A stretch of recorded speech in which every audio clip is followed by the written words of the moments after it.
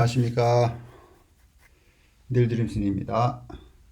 인하대 하트사업단에서 제공하는 찾아가는 학교 컨설팅 그 프로그램 내용 중 우리가 또 이해해야 될 주제가 바로 2022 개정 교육과정을 이해함에 있어서 학습 목표 분류 체계, 소위 텍소노미라고 부르죠. 이 학습 목표 분류 체계에 대해서 좀 알아보려고 해요. 수업을 설계하고 평가를 설계하는 이 일련의 과정이 우리 교사들의 전문적인 영역이지 않습니까? 그리고 그 수업과 평가를 설계함에 있어서 에듀테크나 AIDT를 어떻게 접목시키느냐 또는 융합, 통합시키느냐 이 문제가 본 사업이 이제 갖고 있는 주제이죠. 그래서 우리가 일찍이 하이테크, 하이터치 AIDT에 대한 이야기들을 좀 나눴어요. 아직 영상을 못 보신 분들은 보시면 되겠고요. 그때 이제 우리가 설명을 하면서 사용했던 이 그래픽이 여기 있는데요. 하이테크, 하이터치의 어떤 이해를 돕는 이 이미지, 창의재단에서 나온 거죠. 그래서 그 블룸의 텍소노미, 학습 분류 목표의 인지 영역을 기반으로 만들고 있어요. 그래서 기억하고 이해하는 데 있어서 하이테크를 활용을 하고 그 적응형 학습을 하기 위해서 어댑티브 테크놀로지를 활용한다. AIDT가 거기에 해당된다라는 거고, 그 다음에 이제 이 저차원적인 이제 인지 능력 말고 고차원적인 것, 창조하고 평가하고 분석하는 것. 요 내용에서는 이제 하이 터치, 그래서 교수자의 역할에 해당돼서 학습 동기를 부여하고 정서적인 학습을 지원하면서 창의 학습이 가능하게 하는 뭐 프로젝트 베이스드 러닝을 한다. 뭐 이런 식으로 해서 우리가 설명을 했습니다. 그러면서 제가 얘기한 게 이게 블룸스 텍소노미에서 학습 목표 분류 체계에서 이런 식으로 이제 기억하고 이해하고 응용하고 분석하고 평가하기 이렇게 설명을 했어요. 그래서 로우 오더 띵킹은 저차원적 학습 스킬이고 하이 오더 띵킹은 고차원적 학습 스킬이다.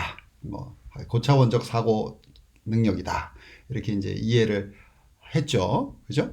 그러면서 또 하나 이제 강조했던 것이 이 교육 과정의 관점에서 보면 커리큘럼 스터디죠. 교육 과정에서 보면 이 이제 블룸의 텍소노미 즉 인지 영역은 1956년에 나온 이 모델이고요. 그다음에 이제 이 인지 능력만으로 이제 소위 말하는 전인 교육이 되지 않잖아요. 그래서 정서 영역과 심동 영역이 1972년에 이제 나왔다. 그래서 여러 모델들이 있습니다. 여기서 이제 제가 예시로 든 거는 이제 심슨과 크로스홀이 만든 심동 영역, 정서 영역을 이제 보여드리는 거고요.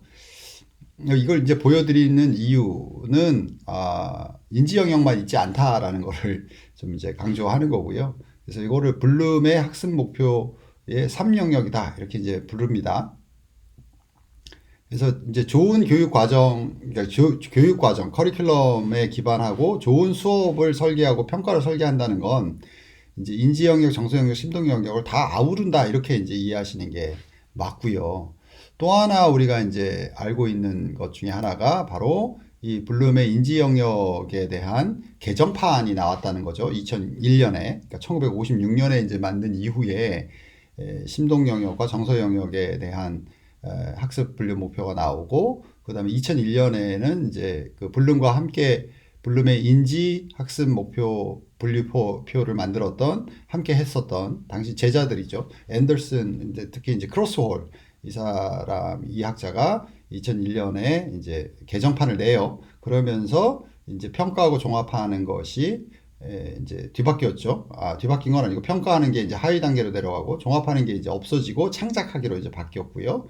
그 다음에 또 하나는 이제 명사와 명사로 되어 있던 것을 이제 동사화 시켰다. 그래서 학습자를 더 중심에 두는 방식으로 이제 인지 영역의 학습 목표 분류를 이제 개정을 했습니다.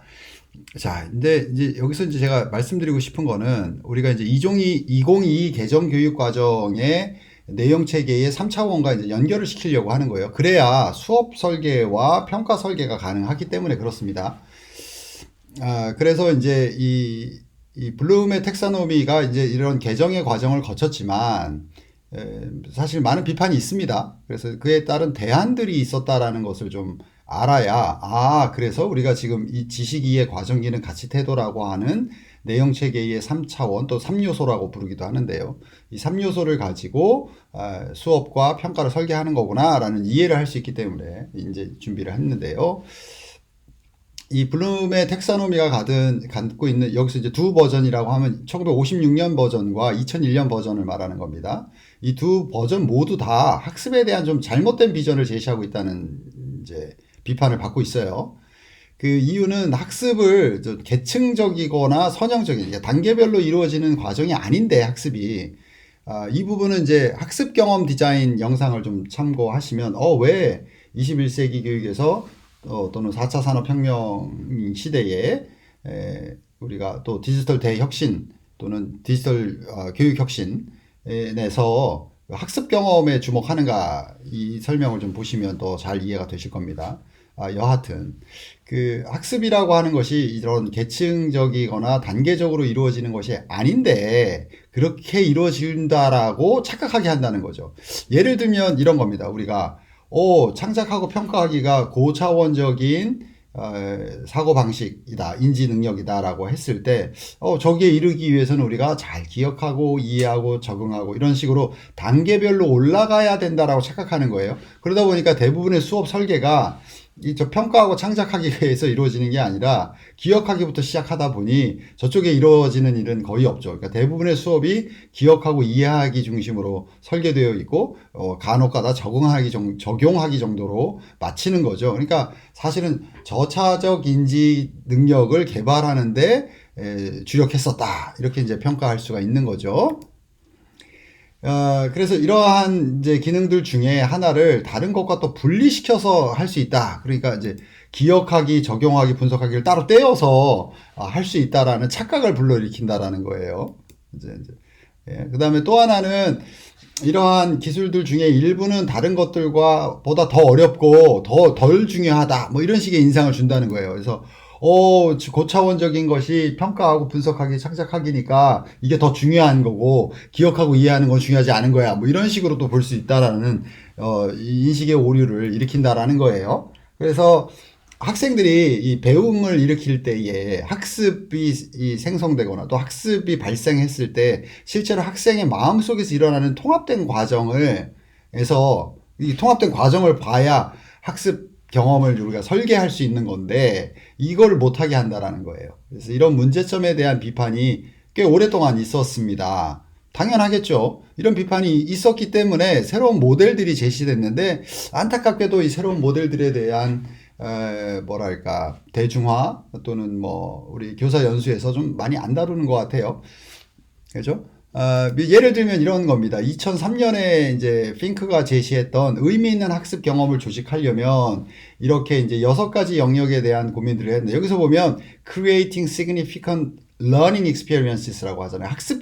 중요한 학습 경험을 설계하는 겁니다. 그죠? 의미 있는 학습 경험을 조직하는 거죠. 그러려면 이런 기초 지식 이해에 대한 기억, 적용, 그다음에 통합, 연결하기, 삶의 영역, 그다음에 보살핌, 새로움의 개발, 정서적인 면, 그다음에 배우는 방법들, 학습법에 대한 것들까지 다 아우르는 이런 식의 구성 요소들을 가지고 이제 커리큘럼과 이제 수업과 평가를 설계해야 된다라는 주장입니다. 그러면 제가 학습 경험 디자인에서 봤던 내용과 일치하죠. 근본적으로. 그다음에 근거 기반 평가라든가 개념 기반 탐구라든가 이런 내용들하고도 일관됩니다. 그렇죠?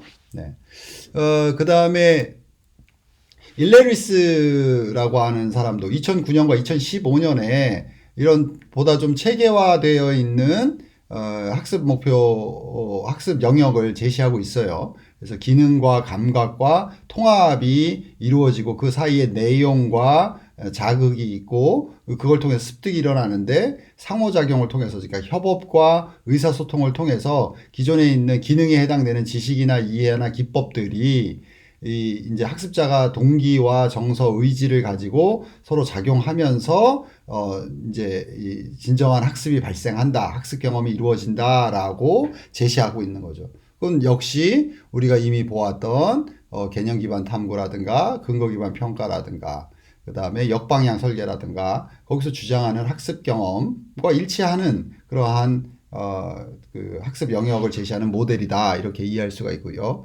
또 하나는 이제 우리가 아주 익숙한 그 KSA라고 부르기도 해요. 줄여서 그 지식과 knowledge, 그 다음에 스킬, 기능과 attitude, 태도. KSA가 이제 커리큘럼의 세 가지의 중요한 이제 요소로 자리 잡게 되는 거죠. 이거는 에드먼드가 2005년에 이제 제시한 Triangle of Success, 그래서 성공의 삼각형 해가지고 이제 제시했던 거예요. 지식에 대한 영역과 기능에 대한 영역과 태도의 영역. 그러면 이제 우리가 알고 있는 2015 개정교육 과정에서 내용 체계의 세 가지 차원 또는 3요소라고 했을 때 또는 OECD가 제시하는 2030 학습 나침반에서 또 다루고 있는 그런 내용, 그 학습 내용들도 내용 체계의 3차원 또는 세 가지 요소도 지식과 기능과 가치 태도 이렇게 얘기하지 않습니까? 그거 일치합니다. 그래서 그런 내용으로 구성되어 있습니다. 그래서 이 세 가지의 영역들을 세 가지의 요소들을 잘 했을 때 우리가 제대로 된 수업의 설계와 평가가 만들 수 있고 또 수업과 평가가 일관된 관계 속에 체계화되는 거죠. 그랬을 때 최상의 학습 경험이 일어날 수 있고 그것을 통해서 학생들이 성장하는 거죠. 그래서 역량 중심의 교육이 가능하다 이렇게 이해할 수가 있습니다. 또 하나 제가 예시로 좀 보여드리고 싶은 것은 이거 잘 아시는 그 지속 가능 개발 17가지 목표에 해당되고요. 그래서 SDG 17 이렇게 부르기도 하고요. 또는 SDG 17개 목표라고 하는데 이것은 유엔에서 나온 SDG가 아니고요. 그 유네스코에서 제시하고 있는 ESD입니다. 그래서 SDG 17가지 목표를 실현함에 있어서 가장 중요한 것을 교육으로 보고 있고요. 그것을 왜냐하면 우리 아이들이 그렇게 이러한 역량을 갖추어서 성장을 해야 이 지구촌이 직면하고 있는 인류가 직면한 문제들을 해결할 수 있기 때문에 그렇죠. 근데 이제 이거를 ESD라고 하는 건 유네스코에서 이제 17가지의 Education for Sustainability라고 하는 거예요. 그래서 ESD, Sustainable Development. 그래서 지속 가능 발전을 위한 교육 ESD로 재해석해서 제시하고 있는데 그래서 이 17가지 목표는 SDG의 17가지 목표와 ESD의 17개의 목표가 같은 겁니다. 예, 전혀 다르지 않아요. 일치합니다. 근데 제가 이거를 이제 보여드린 이유는 가운데 있는 이 세 개의 작은 원 이것 때문이에요. 그러면 이 17가지의 인류가 직면한 문제를 극복함에 있어서 교육의 역할이 매우 중요한데 그 교육, 커리큘럼이죠. 이 커리큘럼이 무엇으로 교육이 어떻게 구성되어야 되냐 하는 것이 가운데 있는 이 세 가지인데 이거는 OECD에서 얘기하는 지식, 기능, 가치, 태도 이 세 가지의 차원, 그 세 가지 요소와 유사합니다. 여기 보면 인지학습 차원, 사회정서학습 차원, 행동학습 차원 이렇게 얘기하고 있지 않습니까? 커그니티브랑 소셜 이모셔널 또는 어펙티브라고 해도 됩니다. 비헤이비럴. 그러면 블룸의 텍사노미가 56년에 처음 인지를 중심으로 나오고 그 다음에 72년도에 심동 영역과 정서 영역이 나오지 않습니까? 그거랑 거의 유사합니다. 그죠? 그래서 우리가 현대사회에서의 교육 과정이라 함은 기본적으로 인지뿐만 아니라 사회 정서 행동 영역을 반영하는 거예요. 그러니까 우리가 2022 개정 교육 과정에서 지식이의 과정기는 가치 태도라고 하는 이 내용 체계의 세 가지 차원 또는 요소가 사실은 이런 것들을 반영하고 있는 것이거든요. 그래서 이 세 가지 요소를 잘 반영한 우리가 학습 목표를 구축할 때 그것을 우리가 핵심 아이디어라고 부른다. 그리고 그것을 설계하는 모델을 역방향 설계라고 한다. 백워드 디자인이라고 한다. 이렇게 이제 연결이 되는 거죠. 그래서 인지학습 차원과 사회정서 차원, 행동 차원 이렇게 구분이 되면서도 그 내용들을 자세히 보면 그러면 우리가 수업을 설계할 때 성취 기준과 평가 기준을 어떻게 방향을 잡고 가야 되는가라는 것을 우리가 엿볼 수가 있어요. 그죠? 인지학습 차원에서는 상호 연계 이해가 있어야 되고요. 이렇게 분리되어 있고 분산되어 있고 파편화되어 있는 아이디어나 이런 것들이 죄송합니다. 여기서 파열적이다라고 하는 거는 파편 이게 아니고요. 아주 혁신적인 아이디어를 말하는 겁니다. 그러면서 대안적인 해결책을 모색하는 거고요. 그다음에 사회 정서적인 거는 가치와 태도를 이제 구축하면서 공감과 연민을 가지고 인류애적인 정서를 길러내는 것이고요. 그다음에 행동처 학습에서는 개인과 사회와 정치 영역까지 가서 실질적으로 지속 가능한 변화가 일어날 수 있는 실질적인 조치, 정책들을 개발하는 내용들로 되어 있습니다. 그런데 지금까지 봤던 이러한 학습 목표 분류나 학습의 세 가지 영역 이런 것들이 2000년대 들어서 그러니까 21세기 교육을 하면서 많이 논의되고 새로운 모델들이 제시되는 가운데 우리가 주목해 볼 만한 것이 이 뉴 텍서노미입니다. 새로운 학습 목표 분류표인데 이 마자노와 캔달이라고 하는 이 학자들이 2000년에 처음 발표를 했고요. 해외에 뭐 직접적으로 언급하지는 않겠으나 이것을 아예 이제 블룸의 텍서노미는 버리고 이제는 이제 마자노와 캔달의 새로운 학습 목표 분류법을 교육 과정에 적용해서 교육 과정을 설계하는 그런 사례들이 존재합니다. 이거에 놀랍게도 코로나 이전에 이미 몇 개 국가에서 이미 이제 교육부에서 받아들여서 정해졌는데, 뭐 이렇게 보시면 굉장히 복잡하지 않습니까? 근데 아주 간단하게 보면 이렇게 네 단계로 구성되어 있는데요. 자기 시스템을 중심에 놓는 겁니다. 그러니까 2001년에 아까 보여드렸던 그 블룸의 텍사노미의 개정판이죠. 그게 이제 앤더슨하고 크로스홀이 이렇게 바꿨다고 했잖아요. 그래서 창작하고 평가하기로 뭘 강조하고 있냐면 그 원본에 보면 그 메타인지를 강조해요. 메타인지를 중심으로 해서 창의융합적인 인재로 변해 가려면 이런 식으로 인지 영역이 새롭게 개편되어야 된다라고 주장하고 있는 것이 이게 개정된 블룸의 학습 목표입니다. 근데 그거와 같은 이야기를 하고 있는 건데요.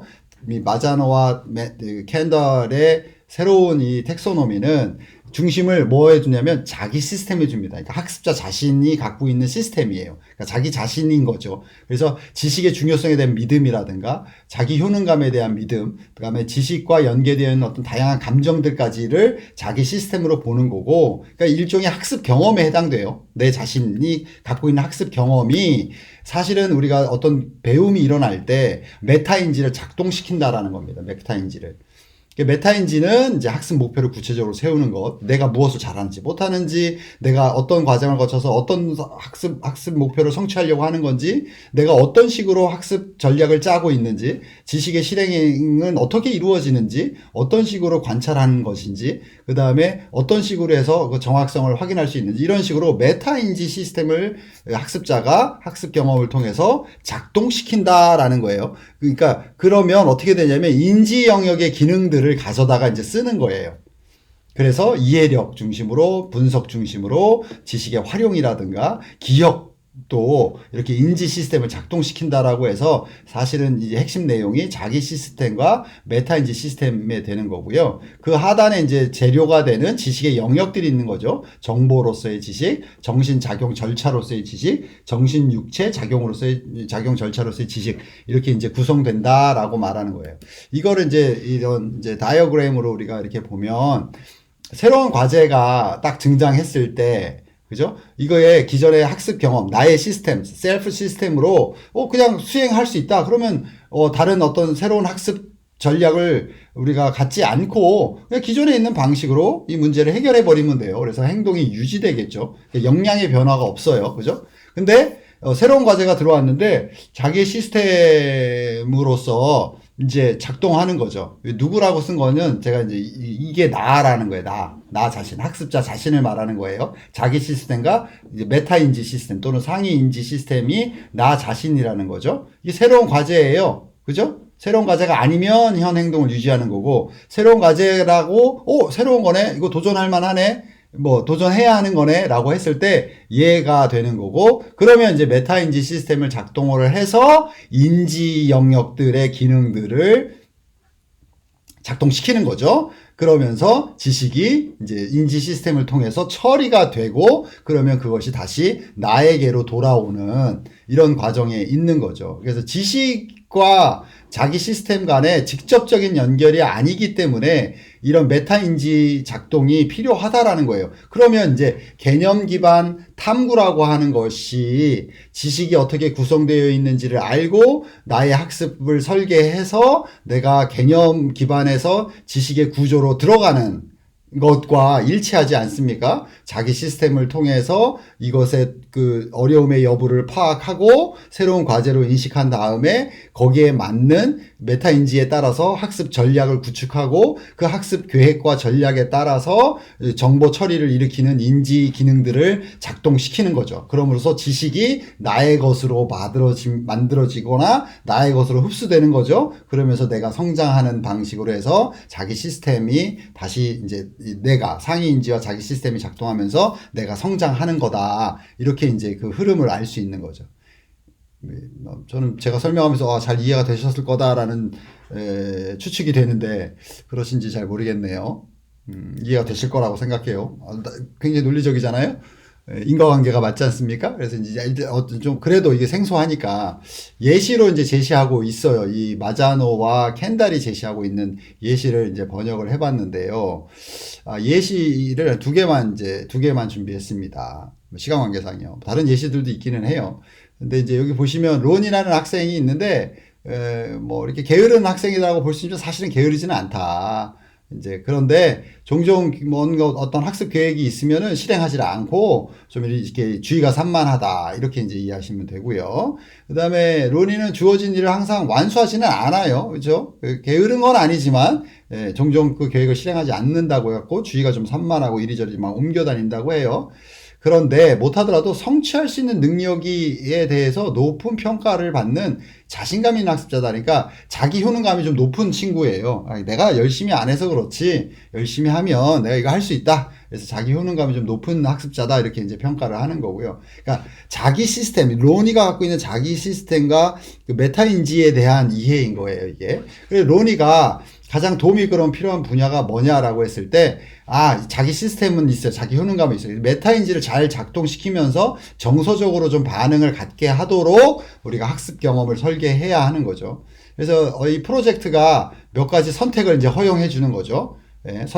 학생이 선택할 수 있게 해주는 거니까 선생님께서 이제 로니가 관심 있는 어떤 지역 사업을 선택할 수 있도록 이제 우리 가이드를 좀 해주는 거죠. 그래서 로니가 보니까 오토바이에 관심이 많아요. 그래서 선생님께서 로니에게 이 사업에 대한 연구를 한번 해볼래? 라고 하면서 본인이 관심 있는 것에 대해서 좀 탐구할 수 있도록 가이드를 이제 주신 거죠. 그래서 격려도 해주시고요. 네가 할 수 있다고. 그래서 선생님은 또한 로니가 메타인지 능력을 개발할 수 있도록 과제에 대한 체크리스트도 줘요. 왜냐하면 끝까지 좀 실행하지 않는 그런 성향이 있고 자꾸 옮겨 다니는 이런 게 있으니까 네가 이런 게 잘 진행되어 있는지 하려면 이 체크리스트를 활용을 통해서 네가 어떻게 진행되는지 네 자신을 볼 수 있도록 그럼 메타인지잖아요. 내가 내 자신을 보는 거니까 그래서 성찰의 시간을 같이 함께 가질 수 있도록 학습 경험을 설계하게 되는 거죠. 그러면 이 마자노와 켄달의 새로운 뉴 텍사노미가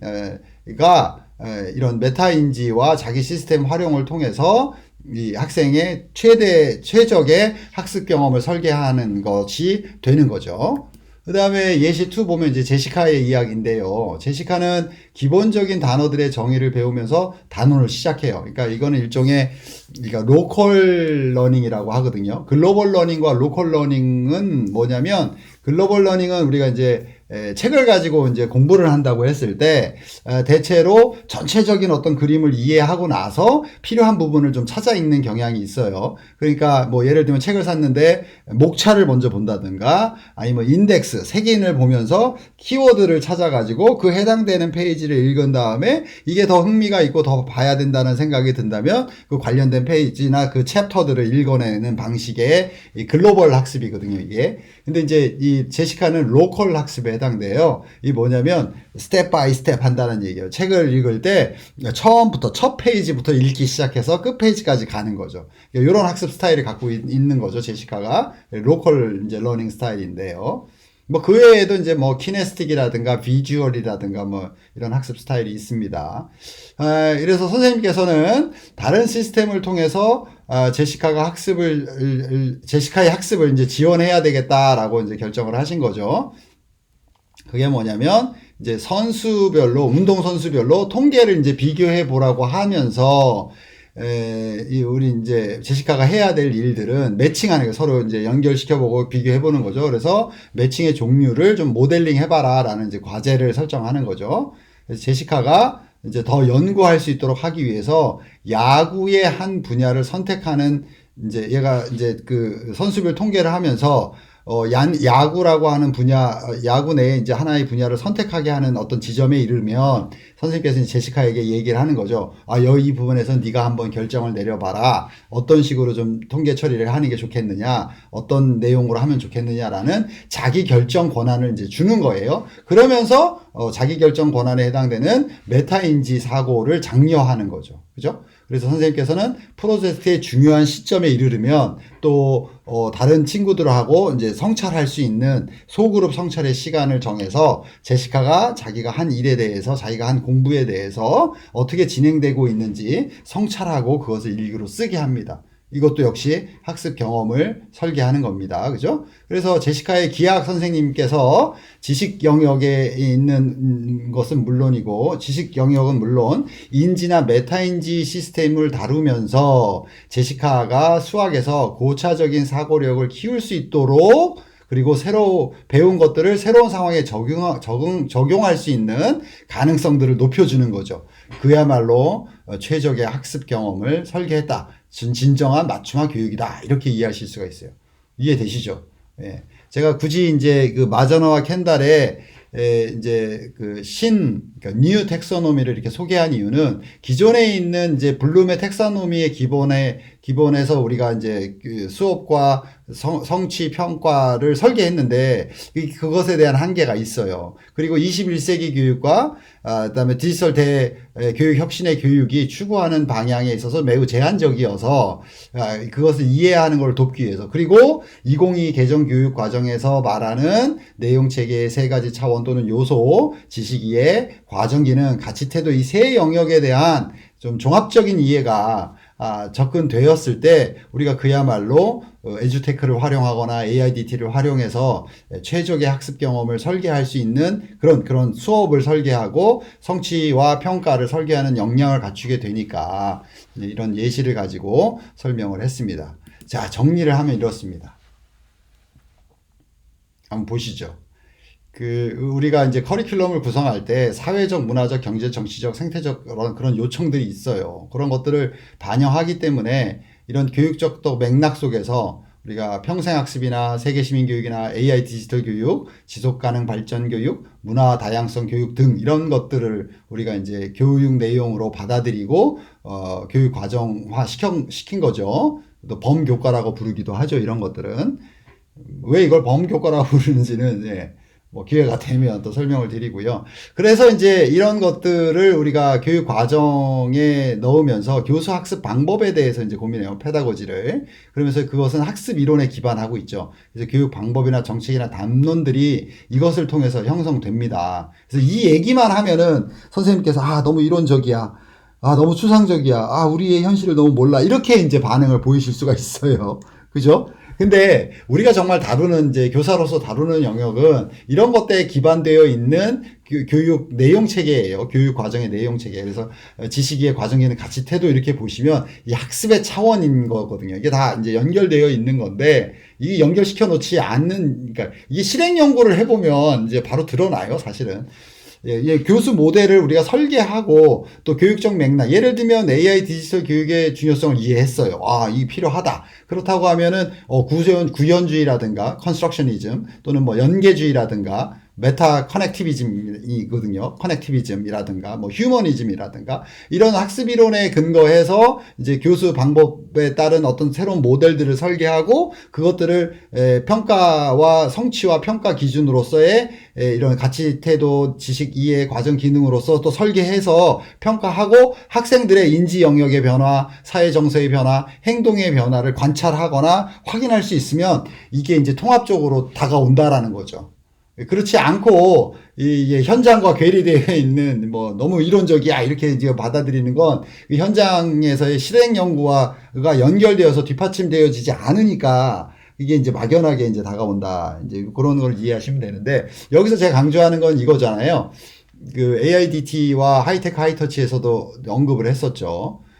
기여와 변화, 이 가치 태도의 이제 그 단계를 보면 기여와 변화, 지식 이해에서는 메타인지가 최상위이고요. 그다음 과정 기능에서는 해석과 생성, 그리고 소통이에요, 사실은. 이런 것들이 이제 최상위에 있을 때 만난다라는 거예요. 제가 강조하고 싶은 거예요. 제 최하단에 있는 이제 자각하고 데이터나 사실적 지식이나 관찰하고 이런 건 분리되어 있어요. 근데 우리가 수업을 설계할 때 이걸 이제 저차원적인 차원의 인지, 그다음에 사회 정서, 그다음에 뭐 심동 영역 이런 것들을 다루다 보니까 이게 분리되어 있고 평가를 위해서는 인지 영역만 또 집중하다 보니까 주로 총괄 평가를 하니까 그러니까 이런 부분들이 이제 가치 태도나 과정 기능 이런 것들은 학습의 결과로서 개인 학생의 어떤 그런 소양이나 능력에 따라서 이거는 드러나기도 하고 안 드러나기도 한다라는 착각을 했던 거죠. 근데 우리가 알다시피 전인교육은 이 세 가지 영역이 골고루 발달해야 되는 게 전인교육이고 이걸 통합적으로 적용한 수업이 전인교육을 하는 거잖아요.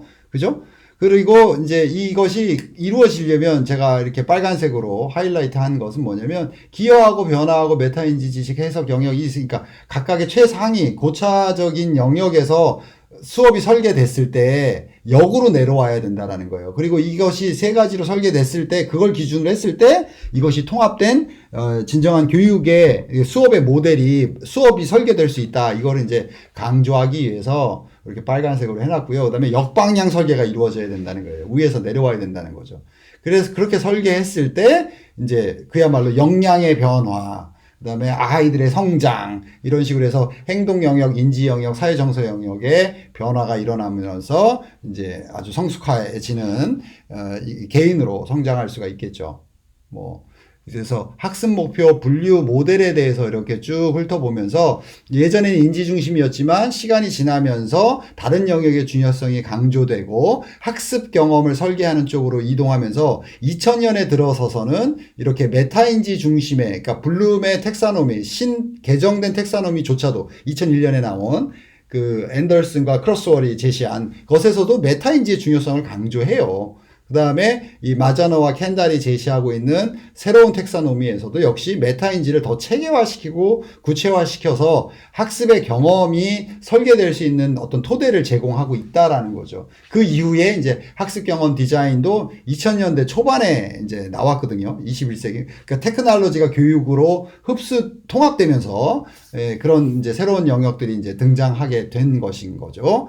그래서 오늘 영상에서는 학습 목표 분류 모델을 살펴봄으로써 이게 이제 우리가 2022 개정 교육 과정의 근간을 이루는 내용 체계의 근간이 되는 지식의 과정에는 가치 태도 이 3영역과 그다음에 우리가 지금 하고 있는 이제 찾아가는 학교 연수에서 추구하는 이제 선생님들이 이제 AIDT나 에듀테크를 활용에 대한 디지털 교육 역량 변화 이런 것들과 굉장히 일맥상통한다라는 것을 알려드리고 또 앞으로 다음 영상에서 이어지는 내용들은 이제 그러면 이제 평가 루브릭을 어떻게 설계할 것인가, 그죠? 그 다음에 성취 기준을 어떻게 우리가 이제 설계해야 되는가. 이게 이제 설명이 되는 거죠. 그것에 대한 배경으로서 학습 목표 분류 모델들을 소개했습니다. 예, 이상으로 이제 본 영상을 마치겠습니다. 고맙습니다.